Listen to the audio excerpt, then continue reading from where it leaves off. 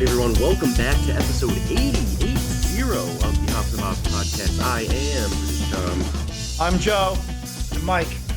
And for this episode, we have the album Welcome Home by VRSTY, their 2022 release. And to pair with that, we have Headway IPA from Counterweight Brewing Company. It is an India Pale Ale, rocking in about 6.5% alcohol per volume. Mike, these are your picks, so let's talk about the beer a little bit, huh? All right, so Counterweight, they're now in Cheshire. Yes. Which is good. That's a newer location. The original location was Hamden. Yep. Connecticut. And yeah, so I've had this beer a ton. Mm-hmm. It's just a solid go-to IPA, served pretty much anywhere. Mm-hmm. So that's one of its big staples, is that you can get this thing almost anywhere. And it's just got a lot of body, a lot of flavor to it. It's got a solid amount of hops, but it's not going to overwhelm you. I'm pretty sure it's their top Their beer. Flagship. Yeah. Flagship word I was looking for. Yes. Yep. It's their go-to. Especially I can't even off the top of my head. I don't even know if I can name another counterweight beer. Workhorse. Yeah, Workhorse. Crucial Mass. Yeah. They have the monkey one. I've had a few, but this is. You say counterweight. Next word is Headway. Mm-hmm. It's literally Counterweight Headway, just like Joe Sod. It is like Joe Sod, one word. Yeah. I mean, even when we were at the Bump and Ugly show. Yep. That was what they had on tap, and that's what we went to. So we drank. Drinking that. I've been to, I won't name names, but I've been to breweries that serve other beers, and I always have Headway there. I don't particularly like the beers at those couple breweries. Always get Headway. This is one of my favorite beers. It's a go-to for me, absolutely. Yeah, everything Mike said. An aromatic and flavorful IPA. Headway gets its pronounced aroma and juicy flavor from 4 different varieties of American hops. A backbone of blended malt lends rounded support to let its expressive hop characters shine through. This inaugural beer should be consumed fresh in the company of friends. And well, close enough. Virtually. I've actually never had Headway, so I'm excited. I know, right? It's a staple. I've definitely heard about it. Oh yeah. And smell it. Definitely is a little hoppier. So I'll pour for the color. You guys can use. Oh, that's right. A cheers with my Smooth Series koozie. Yep. Cheers. Here we go. Ooh. Oh, look at that color. It's a nice color. Yeah, it's got Ooh, that's that. nice. It's like a classic citrus. Oh yeah. IPA. Yes, I have had the double IPA Crucial Mass. I don't know if I've had one. Yeah, I want to look at all their other beers too. They do one around Christmas. It has something to do this one's for the kids or this one's for that doesn't work because that's I can't remember. Wait, I should probably get this right. Hold on. You should. Give this beer to a child IPA. Oh, it's a sour. Oh, it's a sour. It's the Warheads. Ho hope for the kids. That's what it is. Oh, okay. It's a holiday spin on no hope for the kids. The biggest difference is a portion of the can sales will be donated to a different youth charity in New Haven every year. Oh, cool. Which is pretty cool. Yeah. Nice. Yeah. So like Mike said, they just moved into this brand new brewery in Cheshire. They built it from the ground up. They used to be in the bottom floor of this building in Hamden and very, very small. Now they have their own space. I was supposed to go last weekend, but it fell through. So I'm still waiting to go. I'm excited to go. But yeah, brand new brewery, their own space. It's supposed to be beautiful. So good for them, getting their own space. Yeah. Awesome. Yeah, it's just it's a smooth drink. It's got your classic, citrus IPA, but it's got a very good blend of that citrus flavor. Nothing sticks out too much. Sometimes they throw in kind of that X factor ingredient that ends up not working so well. Yeah. In some of these citrus IPAs. This is almost kind of like the baseline. that you can base a lot of other IPAs you have off of. For sure. This is one of the smoother ones. Doesn't really taste like a what did we say? 6.5%. 6.5, I think. Yeah. Yeah. It doesn't really taste like you're drinking a 6.5%. You can drink a 16-ouncer and it's not a problem. You can have a couple of them and it's not something that's going to sit too heavy or kind of get to you after a while. But it's just got a good flavor and I like it. Yeah, it's consistent. It's very, very well balanced. It's almost like refreshing in a way where, some beers you kind of have a lot of bite to it and you kind of have to acclimate a little bit.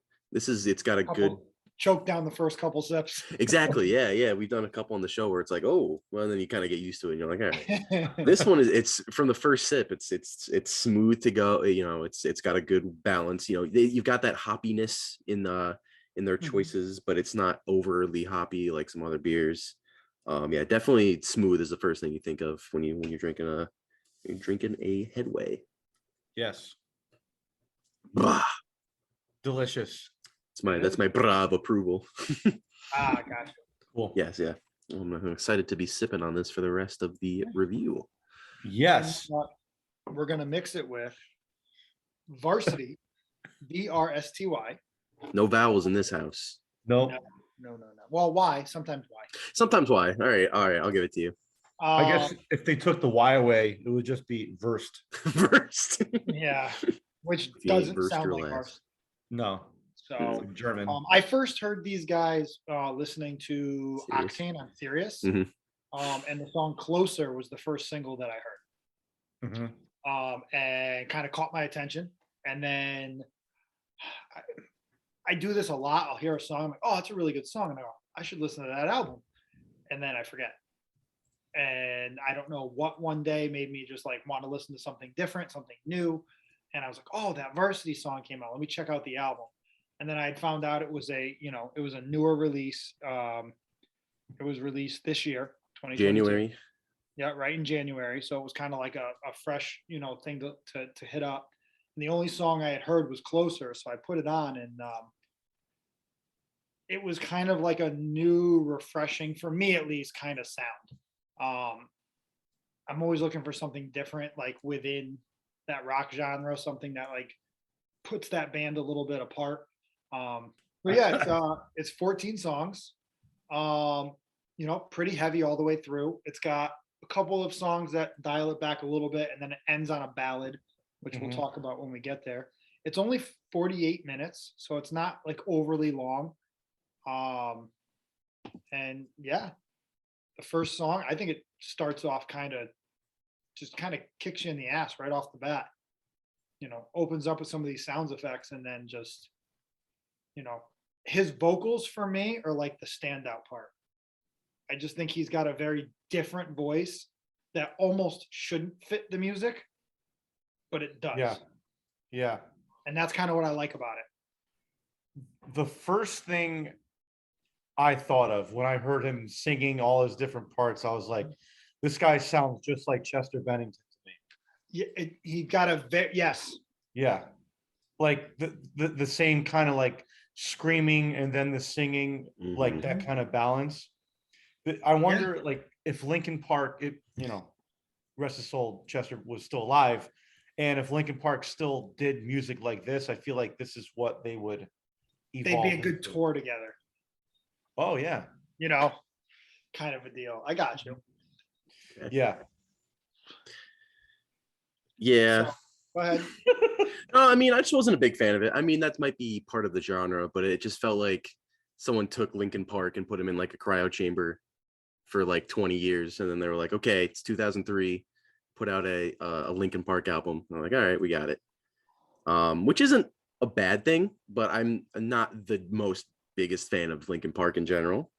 And maybe that was even unintentionally or subconsciously, that was part of like maybe a throwback to almost like the hybrid theory kind of feel, that me and Joe grew up with. Like that was a middle school staple for us into high school. And this was almost like the newer version of it. Right. That's now that you're mentioning that, like I can see that connection. Yep. Because even the the DJ elements, that was a big part of Linkin Park. I think these guys did it very cleverly. I don't know. I get what you're saying. You know, like it sounded like another instrument.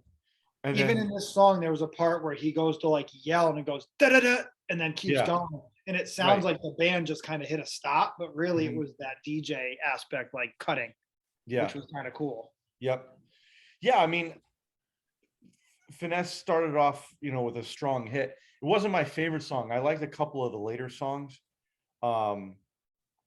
I did like the line that they stole from the Finesse song from Bruno Yeah. Mars. Mhm. I'm dripping in finesse and something. But I thought that was kind of cool. Yeah, I'm been dripping with finesse, bitch. I'm nothing like the rest. If you want Yeah. to, you can test me, but I move like a chess piece. Yeah. Yeah. I did like one line where they said, so I actually have them pulled up here. They said, if I'm dizzy, call me Drake. I'm not making no mistakes. This is God's plan. Devilish I am. Yeah. Because Drake goes by Drizzy sometimes, and Mhm. this is God's plan as a Drake song. Yeah. And he said, I'm not making no mistakes, which I don't know if they meant to do it, but No Mistakes is a Kanye song that came out, and they had Drake and Kanye have the beef together. So I'm sure. I mean, it sounds like with the way all these lyrics for that song kind of are intertwined, that I would be a more intentional thing. mhm. Yeah.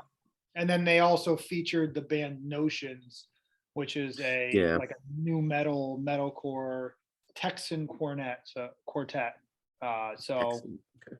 you know, so just kind of another band of similar genre. Mhm. Mhm. So yeah, it sounds like yep, just a 4-piece, another band, but just had them same type of genre, type of songs fill in with it. So I thought it was a strong opener, to be honest with you. I thought it was a very catchy song. Opened real heavy, had kind of every element you expected. Had the DJ element in it, had the heavier metal element in it, had the kind of just straightforward rock, that singing. You know, there were a few parts, open and close were a little soft and then got heavy. So I Yeah. kind of like how you got a piece of like everything you were expected to hear. And all the effects too. Like it kind of gave you a good. It was a good opener. I'm just saying, as a song, it's Mhm. not my. I wanted more of a groove out of it. I think once Yep. the chorus kicked in, there was definitely Yeah. a head banging groove.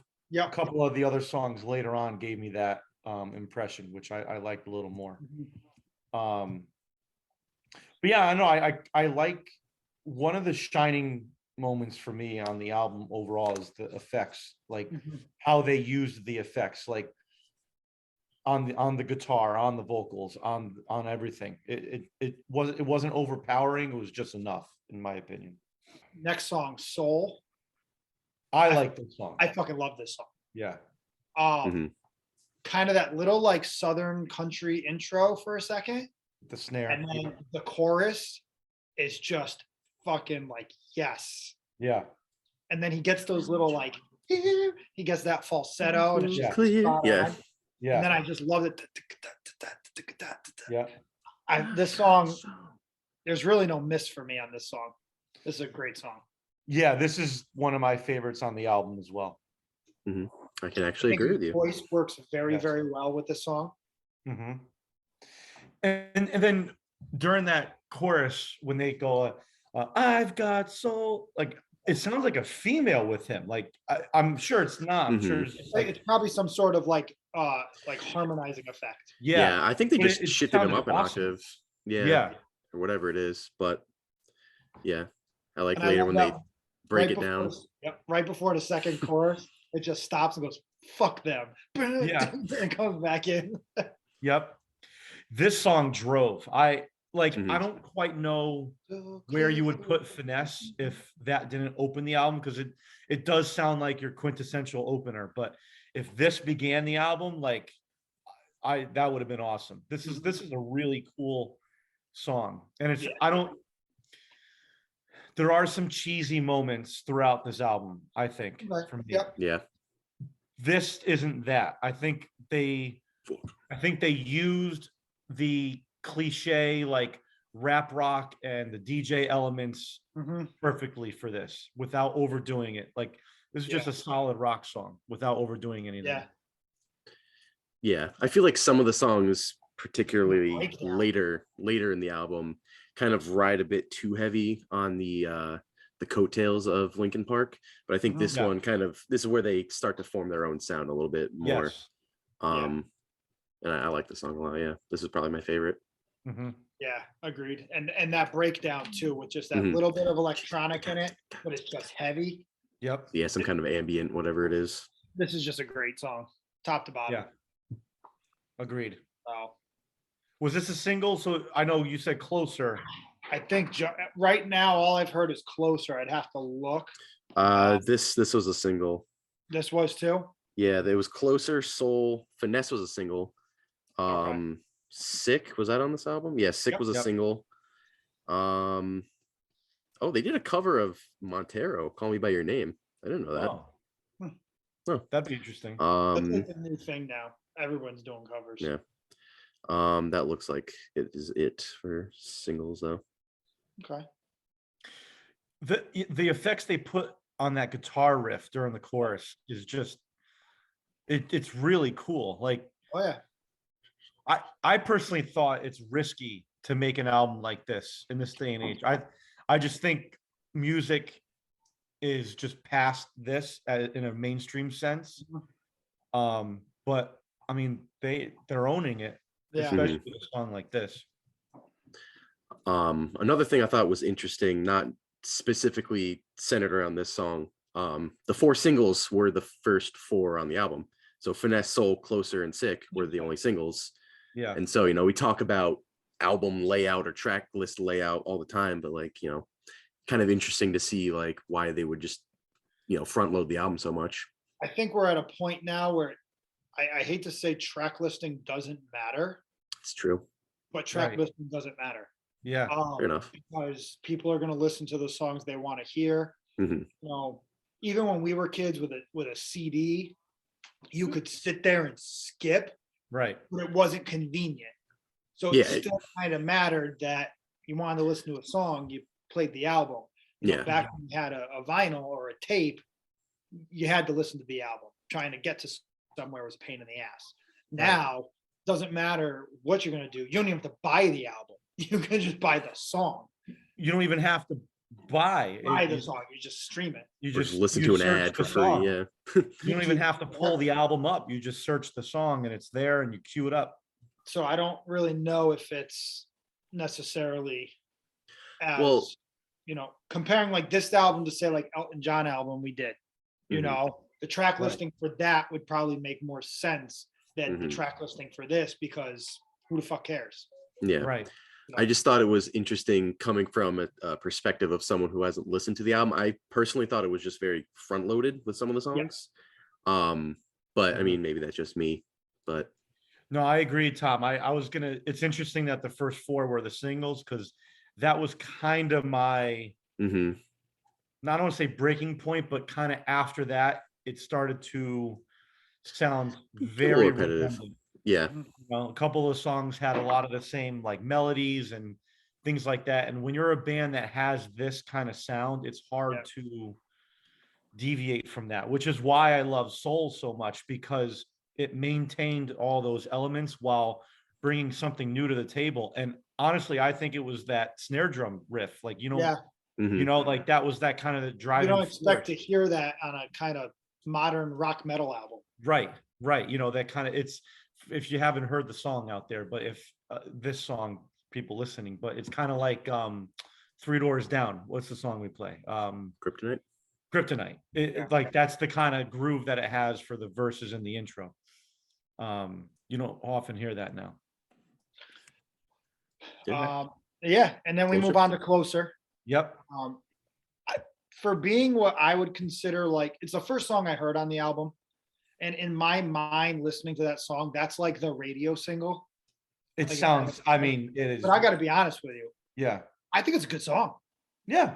I think it's played well. They do a good job with like those keyboards and the da, da, da, da, da, da, da. Like it just fits well. It's got another nasty breakdown. Yep. I don't know. I think for being like a song that sounds like a radio single, it's still a very well written and recorded song. Very catchy. The closer to you. Da, da, da, da, da. I don't know, just very catchy to sing along to kind of rock to. It drives. I don't have a ton to say about it, but I really do like that song. I mean, granted, it's also the song that got me into that. It's the first one I heard that caught my attention that said, I want to listen to this, Right. Oh, want to hear a funny track or a funny little anecdote, Mike? The guy who produced this album, his name is Andrew Bayless. Turns out he produced a lot of Jelly Roll stuff too. He did Ballads of the Broken. Okay. Oh, interesting. So maybe Saturday. oh, that's right. Yeah. Oh yeah, that's right. So I just saw that, but Well, in this case, yesterday. We're seeing them yesterday. That's pretty cool though. Yeah. Yeah. You can hear it. I mean, the DJ elements is what like the 808s, Yeah. really used. Yeah. Which is weird because Ballads of the Broken, though, that album didn't really have that. Yeah, we'll have to dive into that. Mm-hmm. Yeah, I like this song too. It's definitely the mainstream. Like this is the lead single. Mm-hmm. I didn't think they really took too many risks on this one as they did with like Finesse and Soul. I think the biggest quote unquote risk, if you're putting it as a radio kind of friendly single, would have been that breakdown. Yeah. Just the idea that you're putting a breakdown like that, which is kind of more or less a metal thing. You don't hear that on the radio. That's not your typical kind of go-to thing. And I think they mixed it in well. Yeah. But other than that, you're right. The breakdowns are good. Oh, yeah. So, not a ton to say, but I just thought it was a really well-written, well-done song. Mm-hmm. And then next is Sick. Yep. Out of the 4 singles, it's probably my least favorite, but I can understand why they would put it as a single as well. Kind of gets in that higher register of singing in the chorus. Yeah, I do love that intro. Just that riff. That it's it's like it's on the ands. Just that like sledgy. Yeah. Yeah, I'm a sucker for guitar riffs like that. It's a good intro riff. I think I could probably admit that it probably is my least favorite of the 4 if we're talking singles. But by no means is it, in my opinion, like a bad song. I think it's still a great song. Like they do really well on it. Yeah. Oh, okay. Go ahead, Tom. Yeah. One thing I will give them credit for rather is, at least on this song specifically, I think he shows the widest range of vocal prowess that he can really put off. I think his high range is a little iffy now and then, but he can still hit those notes pretty well. And I don't know, I'm assuming it's in also doing like the growled vocals as well. I think so, yeah. Which is pretty impressive when you can take off and drop. Yeah. I don't see like a Wikipedia or anything about them. I tried looking some other info up, but they're not super online with everything. But yeah, on this album or on this song specifically, he does have a huge range, which is pretty amicable, if you will. Yeah, I think this song so far is the weakest breakdown. They've had one consistently. This is the weakest one. I think this song's strengths are the opening and the closing. Yeah. I think it opens well, it drives well, they kind of lose it in the middle, and then they end really well.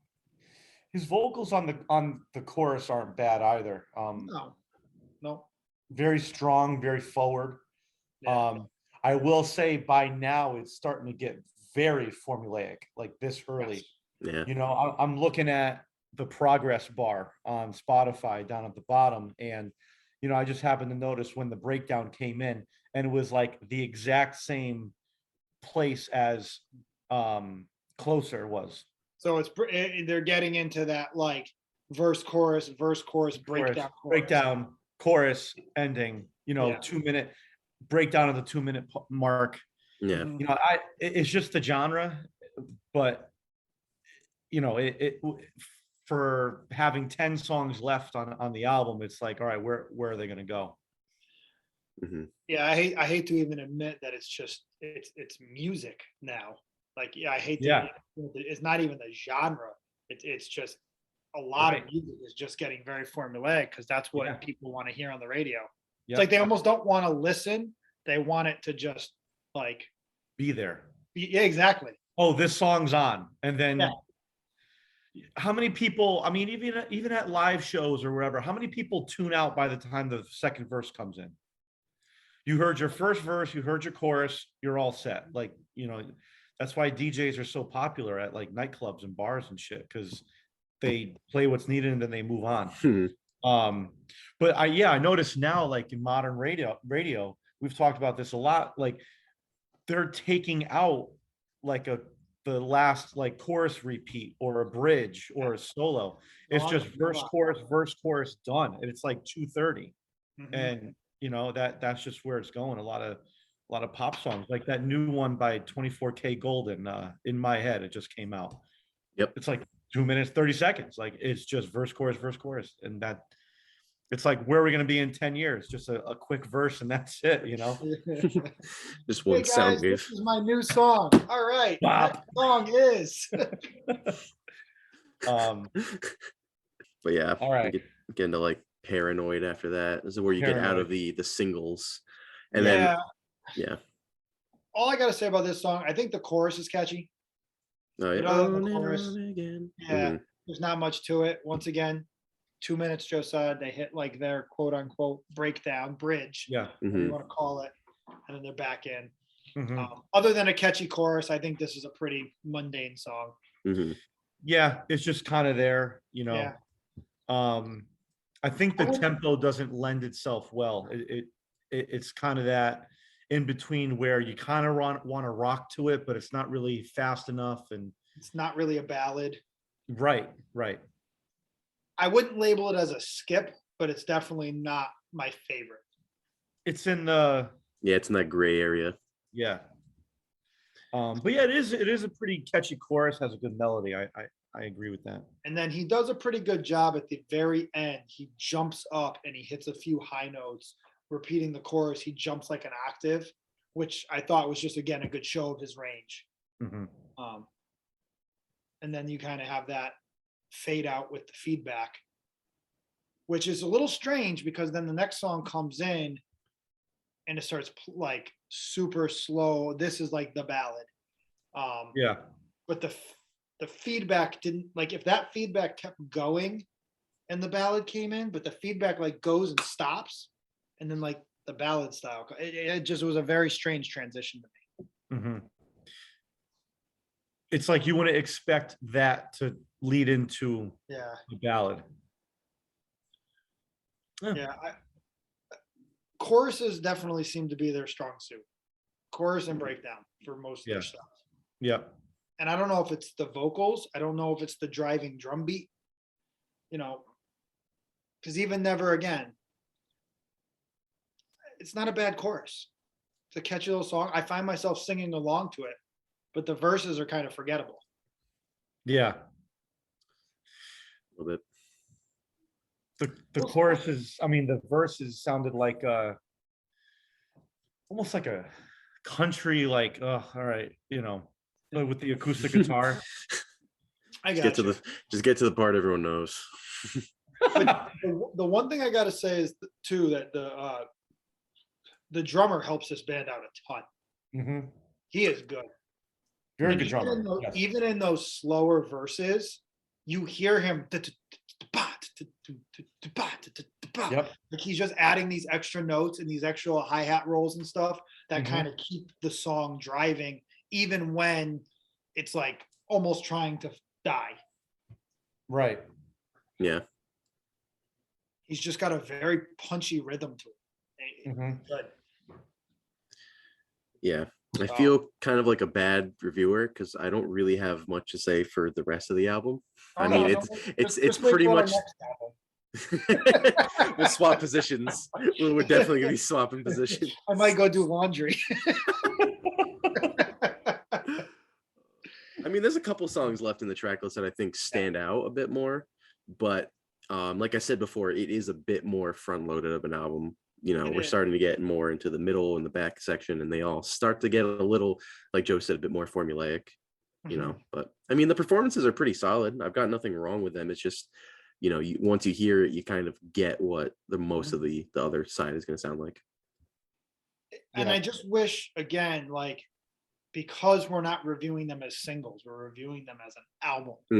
Like, this is where I find that putting those 4 songs at the beginning hurt them, because now we've just listened to Paranoid and then Never Again, and then you go to We Always. We've just essentially had 3 ballads in a row. Yeah. With nothing to pick it up. Right. Exactly. The producer, maybe the band, the record label just doesn't want an album. They want, you know, the singles and then other songs to fill it out for a release. They're not concerned about the flow of the album. Yeah. I feel like at least with these last 3 songs, the tempo and like the energy levels feel like with each track they feel slower, like as you get going. Each one of them also had an element of like a standout element, which was good. Like both the last 2, the choruses were pretty catchy, and like you know, what was it? Paranoid, he hits that high note at the end that kind of changed it up. In We Always, I feel like there's when the guitar comes in heavy, there's a great guitar riff and drum and everything. And then it drops right back down. Drops right out. 2 seconds long. And but I also don't think the vocals really help this song. The lyrics and the vocals don't help this song at all. Yeah. Not one of the best. No. Then you have the title track. Love that guitar intro. It definitely changes things up for the better, at least, especially at this point in the album, where you kind of get a feel of what everything is, kind of kicking in with an acoustic guitar. It's got a cool little plucking pattern. You know, the vocals are different. They're a little more, I wouldn't even put them as rap, but it's just sung faster. Yeah. You know, with maybe a little more of a hip hop vibe. And then the pre-chorus and the chorus come in, and it punches pretty hard. I mean, I would almost expect this to be more of like one of the singles, honestly. Yeah. You know, which I was kind of surprised it wasn't. Agreed. Right. You know, because when you think about singles, I would think you want, if you're a band like this, you want that heavy rocker. Yep. And then you want something like this, and then like a ballad as well. Yeah. You know, to kind of represent the rest of the album. But yeah, I don't know. This would have been a good single. This is like one of the better of the rest. Yeah. I was just gonna say, this picked it back up a little bit for me. This was definitely somewhere that I was like, all right, I like this song. It picks back up. It's got a cool, different intro. It's got some elements that we haven't heard in a while that we brought back. Vocals are good, you know. Not a bad song. Another thing too that I think goes a little understated is I think the lyrics are kind of bad. I mean, they're not like bad, but they're like generic to the point where they're bad. It's like, especially in this song, it's I'm happy when I'm sad, find company in misery. You won't get a thing for me. Yeah, this is all I have. It's like that. Show a little bit more like personalization in some of your words. I could see that. Yeah, but definitely, I mean, definitely one thing with this album that I didn't focus on, and that's probably why. I mean, my opinion, when you hear good lyrics, they stick with you, and when you don't, you almost just transition to the music. Like, you almost like don't even pay attention. And I'll be honest, I never really paid too much attention to the lyrics on this album, so I could be. You know, you're right. He could have sang it in fucking Spanish and it wouldn't have made a difference, you know? Like, he could have been breaking out like pig Latin, but as long as he's hitting the notes and screaming them well, it doesn't really matter at that point. But this song, before we move on, was kind of like a breath of fresh air for me because it didn't have a breakdown, which I'm not anti-breakdown, but it broke the formula a little bit. Even though this song in and of itself is formulaic, but it you know, it didn't need it. It was more like a kind of solo kind of bridge feel. The 2-minute mark was different.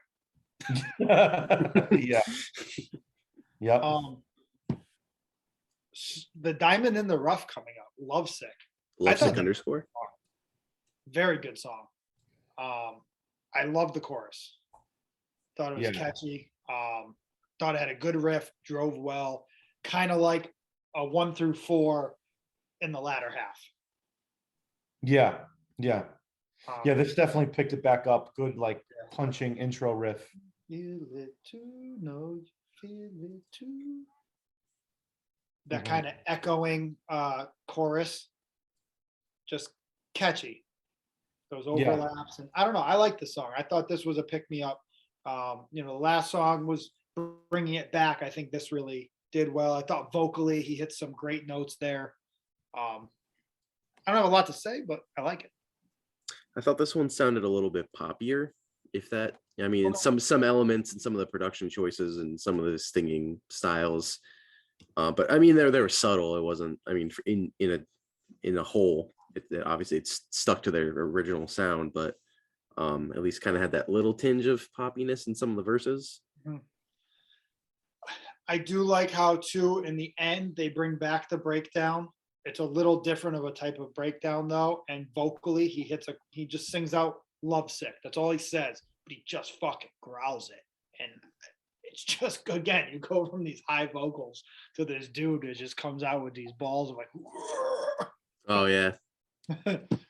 Yeah, I just thought that was kind of a cool piece. I almost wish he would sing like that a little bit more in some of the heavier parts, just to break things up. I agree with that. Yeah, he does a really good job at it. It's a great aspect to his voice. Yeah, you think of a singer of the similar style, you think of like a Howard Jones, and he's like the pinnacle of that type of singing, being able to hit these deep soulful notes, these high screams, these low growls, and he uses all of them all the time. I feel like that's left out of this album.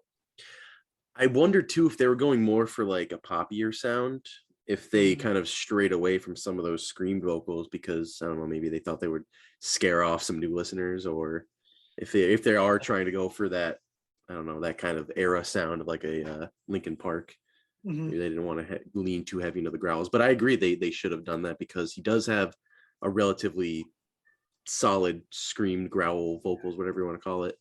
And he probably should have leaned in more to that, to at least shake it up a bit, especially in this kind of formulaic section of the album for me. Yeah. All right. Just middle of the road. I did not like this one. Not a big fan of the verse vocals. I don't know, kind of like we heard it before. Yeah, like too fast for me. It was like, come on, it was a little too fast. It almost like he was trying to play too much into the pop rap, even though he's not really rapping. He's just saying words fast, which is kind of just rapping. I don't know. It was off-putting in a way. The verses almost sound like not even a band. It sounds like a solo artist on the radio now. Like I'm trying. There's a song out there right now that kind of sounds like that. The rapping lyrics. It didn't quite mesh. And then when the chorus came in as the full band, like Mike said, it kind of sounded like we've heard it before. Yeah. But that just didn't blend with the verse styling for me too well. Yeah. It was like an Ed Sheeran verse. That's what I'm thinking. Yeah. Okay. Yeah. Makes me mad too, because on Genius the lyrics are not on here. It labels the track as Hush Unreleased, so I don't know why. It's the only one that does that on the entire track list. Interesting. But yeah, it's all right. King of Pop. I thought this intro was kind of cool. I feel like Hush tried to do this, it didn't work, and then they actually made it work on this song. Kind of like that solo artist, like you don't really hear much of the band. But I think he didn't try to sing as much. And then you kind of have like that power ballad chorus. Yeah. Again, not one of the best songs on the album, but I didn't think this was a bad song. Especially coming out of Hush, I think. Yeah. Hush set the bar pretty low. Yeah. it's hard to distinguish a lot of these songs from one another now. Yep. Like the little breakdown in between the first chorus and the second verse sounds like something they've already used in the guitar effects. I like that woo that they throw in there in the second verse. I do like the second verse. I like that his drums are yes, like that. He picks up the tempo. Yeah, I'm a sucker for a double time to a half time. I do it all the time. And then it gets heavy in the second half of the verse. Yeah, and I think it transitions so much better into the chorus. Like second verse into that chorus, I could see at a concert just like really rocking out to it and like going. I think the weakest part was the first verse, but overall, I think this is not.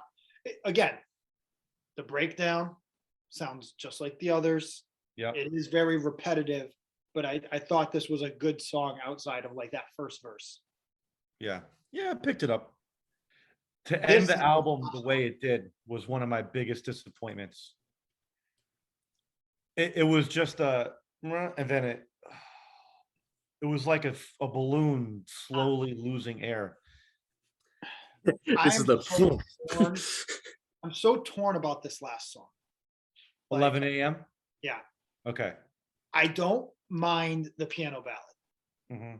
Okay, like in general, I'm an acoustic guy. Like, even in a heavier album like this, I feel like this song could have done well somewhere else. Not the way I wanted the album to end. It opens kicking you nuts and then ends on a ballad, a piano ballad. Never mind. This may have been the most lyrically like heavy song. It was obviously about his child being born. He was born at 11 a.m. I want to be your hero. Like, I get all that. I'm not really sure the I want to be your hero was like the greatest lyric. It just reminded me of like, I instantly went to Enrique Iglesias and, I can be your hero, baby. Like that, got that kind of corny vibe out of it. Yeah. And I've been talking all album about how much I love his voice. Not in this song. This is not do it for me. This is when he went into that cornier pop singer-songwriter. Airy. Yes. Like it's got no substance to it. Right. Which almost concerns me that his voice only has substance based on the heavy music behind him. But I don't know if that's really the case. I think he just tried to play that really soft, like this is my emotional side for my kid, like trying to get that vibe out there, which I can respect that. But it just did not all come together on the song. I don't know if you remember when we did Hunter Gatherer by Avatar, but this is the gun off of that album. I was just gonna say that. Like, really? Talk about piano ballads earlier. I was gonna say like this is kind of like the gun of this album. I respect them for doing that. Yes. Like I totally understand changing up the sound. I, for one, think it's a little too late in the album to do it. Like, if you're gonna do it, why save it for the very end? Like, do you think like no one's listening, or do you think that you need to end an album on like a inspirational last note to really tie in the emotional aspect to it? Because I saw on Genius, I don't know who or what his name is, but he was saying how this is a very emotional album from him, and that it was almost hard to write some of the lyrics. Joey Valera, I think that might be at least the front man or something about that. But he said it's an incredibly personal album to me. I know everyone says that. I sure as hell I think it was a task at first trying to figure out how to phrase a song or something without getting too personal and all these other things. So I get it, but I just think it's too late to even try to do something like that. And I think it's almost too divisive for its own terms. And again, I appreciate it. I know what you're going for, and at least like I said, it's straight away from the formula. But yeah, like I said, I'm fine with a piano ballad, and the content of the lyrics for this song I can understand. And I can respect. I think that the first half of the song, his voice was just too airy, and it was almost like he was trying to sing very soft and emotional, and he was trying too hard. later in the song where he kind of really belts it out and gets a little raspy, and his vocals, in my opinion, on that part are much better. That is more of what I expected. I just think he kind of lost what he was going for at the beginning. And then I don't like the fact that that's it. Yeah. It was just kind of like a boner kill. Yep. For me, I don't know. This album was maybe about 4 songs too long. If you took away, I'm just looking quickly. If you took away something between Paranoid, Never Again, We Always, and then something like Gravity, Only Sad, and you move 11 a.m. earlier in the track list, so it's not the closer, I think you would have had a little bit stronger of an album. But to end the album with Gravity, Only Sad, and 11 a.m. is just a I don't know that. Yeah, you make those few adjustments. I don't know what band or why bands in general. You're putting out a debut album. Why are you going 14? Why are you going over 10?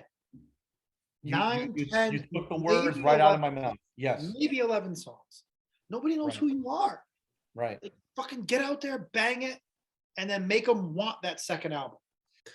But rate it up. Right. Yeah, let's get into some ratings. Mike, it's your album, so start us like off, I was please. saying before, make a few adjustments, it rates higher, but at this portion here, Well, are we switching up format here? Are we going with the rating? why would we miss? Oh, top tracks. My bad. Okay. Well, I had already mentioned ratings. That's just I had it in my head. That is true. But tracks. All right. Top track. Top track. Which top track? Soul. Hands down. Soul. 3-way. Let's make it a 3-way. Uno, dos, tres. Great song. Great song. That is probably the takeaway from this album. For me, like, that is a great song. Yeah. I might even add that to my V playlist. Yeah, it's a great song. Yeah. Speaking of which, the favorite tracks playlist is updated for anyone that's interested. Go check that out. It should be up to date as of last episode. Actually, you know what? I'll add it right now. There you go. While we're doing it, yeah. But, Just on bottom? My bottom track. Oh God, it's between like Hush and We Always. I think I got to go with We Always. It just by that point you're halfway through. Yeah. I don't know. That mid-tempo thing just doesn't lend itself well when you're doing it over and over again. Yeah. I got you. What do you think, Tom? I'll pick the one that Joe did not pick. I'll go Hush. Just felt a little too out of their wheelhouse. It just felt like they were trying something they weren't really good at, almost a little too pop rappy in a sense, even though they didn't truly rap. They were just trying to go fast, and they had those 808-ish drum beats on it. It was just, I did not like it. Yeah, I'm going with Hush. The vocals of that first verse really just the way they're kind of fast paced, and it just really threw me off. It wasn't, that song just felt like it wasn't meant to be for them. Like you shouldn't have wrote it, or at least should have done something different. Yeah. Didn't really do it for me. Like, which track is your horse sleeping on? Where did your horse rate to rest? Lay to rest, not rate to rest. I think I gotta go Lovesick. I really liked Lovesick. I thought it was it had a lot of the good elements that I heard in the other songs that I really liked, but it was at the bottom where we were kind of losing some steam. He throws in that really deep growl where Lovesick in that last kind of breakdown. I thought that song could have done well. If we were going to stick with an album that's front heavy, that song could have done well up at the top coming out of those 4 singles. Yeah, agreed. That's a great pick. It's a good reflection of those top 4. I'm going to throw a different one out there. I'm going to say the title track, Welcome Home. I like that. Yeah, it's not my favorite song on the album, and I thought maybe the acoustic guitar part was a little kind of corny, but I felt it had a really great chorus. I liked when the full band came in, and in its own right, it was kind of different than the rest of the album while still incorporating the full band. So yeah, title track, Welcome Home, is my sleepy dark horse. I agree with Joseph. I Nice. like the Welcome Home track as well. I thought, although I do want to give some credit to 11 a.m. because I think Agreed. what they were going for, in theory at least, was a little bit admirable. You know, just to change up the sound, do a little bit something different that wasn't really on the rest of the album. Maybe not save it till the very end, or at least have some kind of build up through the rest of the track that isn't just like cheap 808s. But I in theory I like what they're going for, but I would label Welcome Home as my sleeper as well. So rating? Let's rate it. Let's rate it. Mike, you go first, please. I'm gonna give it a 7. I do enjoy, no matter, yeah, there's some down songs and things like that, but I really do enjoy listening to this album. I think it's that those heavy parts really get me. His voice with that music, whether it's the higher singing or the growling, screaming that he does. I think he's, you know, very talented with that. I'd be curious to see what the next album looks like. Not that that's going to come out anytime soon, being that this being just released a couple months ago. But I would like to see kind of where this band progresses. When it comes to some of the newer bands, I think they're a little more interesting than a lot of them. So I feel like there's a lot of potential there, and I'm gonna keep listening to this album to kind of hang on to that until I get something new. This shows off a little more musicality, which I like. I'm giving this album a 6. There's a lot of songs I respect on it. I think there's a lot of down points, though. It's a very like bipolar album for me. Red Sea. Yeah. But on the heavier songs, I think they do a great job with it. The breakdowns. I would like to hear a little more guitar work on the next album. I thought the solo point was a great point. And maybe a shorter album too. That's one. Great. That's something I want to hear. Tomas? Yeah, it just wasn't for me. Maybe it's the style, maybe it's something with them. I'm not really sure. I can't really give it much more than like a 3. I think at least some of the performances were decent. I thought he had a good range in his vocals, but I think, I don't know, maybe it's just the lyrics not being there. Maybe it's the depth of the album not really being there. Outside of the first 4 and maybe parts of the last song, there's not really much for me. It all just kind of blends together after like you reach the halfway point for me. Yeah, I'm sorry, I'm just not gonna be coming back to this one anytime soon, but you know, that's the beauty of this podcast, I guess. That's what we do. Yeah. How about the beer? Counterweight Headway IPA. 8. Giving it an 8. No, it's definitely a go-to. It's smooth. It's easy to drink. It's your quintessential, you know, IPA. You can get it anywhere. It's you know, super available. It's got all the right things. And I mean, there's nothing I want to say stand out special about it. Like there's nothing like, oh, it's got a taste of this or a bite of this. I also think that kind of plays into why it's so good. You know, but it's definitely not like you know, super X Factor. This X Factor is that it's just a super clean, good, and probably one of the earlier, you know, IPAs to really be as well versed and distributed as it is. So being that kind of a beer and that go-to local, I'm giving it 8 out of 10. It's a 10 out of 10 for me. Wow. Yeah. I've been waiting a long time to bring this on the podcast. And this is one of my, so I have, you know, Baby Kittens from Fat Orange Cat. I have I've Been Juicing from Tribus. And then I have this. These are my 3 go-to Connecticut beers. And I think that's the X factor, is because of the distribution. And it's just a perfect beer. There's nothing wrong with it. And that's why it's a 10 for me. It is always one of the beer, one of the beers I think of if I'm going to a party, pick up a 4-pack. Like I said, I go to other breweries and drink this beer instead of their own beer, you know? Yeah. So yeah, this is a 10 out of 10 for me all day in the Hall of Fame. Yeah, I love this beer That's very awesome. much. Awesome. Yeah. I love how in the group chat, Mike was thinking of a beer to do for the episode, and Joe was like, "Well, you could do Headway." That was subtle. I like The way that. my week has gone, I was like, one less thing to think about. Thank you. There you So, go. Yeah. so I don't have like the storied history and background with this, but I again I have heard of Headway before. I know the local legend status that it has.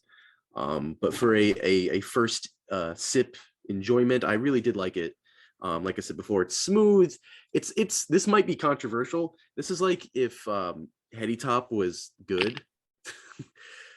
It's got that it's got that bite to it, but it's still very smooth. Like if they combine it well with everything, and how they really make it is something to awe at. So I'm gonna give it an 8.5. I think that's fair. Like Mike said, it doesn't have that X factor or something else to really kick it up there, but it's generally very, very smooth. Nothing too fancy about it, but that's what makes it so great. You know, if it had some kind of weird like chili flake or something in it, then it'd be kind of gross. But if it had some weird gimmick to it, then it wouldn't be as good.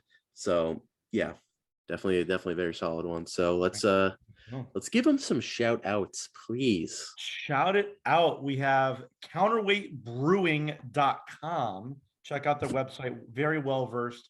And as we mentioned before, they have the brand new brewery in Cheshire. Go check that out. Can't wait to go there.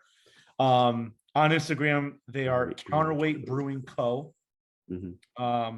And great beer selection. So thank you for this delicious beer, Counterweight. And then for our band, we have it's VRSTY.NYC. So they are from New York City. If you could not tell based on their website.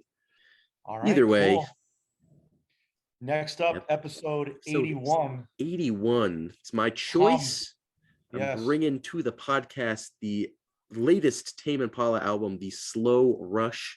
It was their 2020 release. I just recently saw them on tour. It was very, very cool. I made a whole video about it. If you want to go check it out on the Hops and Bops YouTube channel, went with our good friend Paul Kanarki to go see that. Very good show. One of my favorite shows I've ever been to. But we're going to be talking about the album, The Slow Rush. And to pair with that, we are going to be doing Accelerator from Two Roads Brewing Company. It's a Doppelbock beer, which is kind of a lager-ish kind of style. But yeah, can't wait to do those. Can't wait for Mike to have such a great rating at the end. in the group chat today, all day today, I was like, man, these guys are gonna hate each other's albums. I can't wait. That's just how it goes. Yep. Well, good shit. Another episode in the books. Good stuff. We have been the Hops and Bops podcast. Please check us out on all the socials. Search for our name. We're on all the socials, and stream us wherever you get your podcasts. We just added on to, I believe, Google, Amazon, and I think I applied for iHeartRadio. I don't know if it went through yet. So if you catch it on there, let us know. And so stay with us and go check out the favorite tracks playlist. Dig deep into the archive. Check out some older episodes too. We'd appreciate the support. And we'll see you next time. For Mike and Tom, I've been Joe. Peace.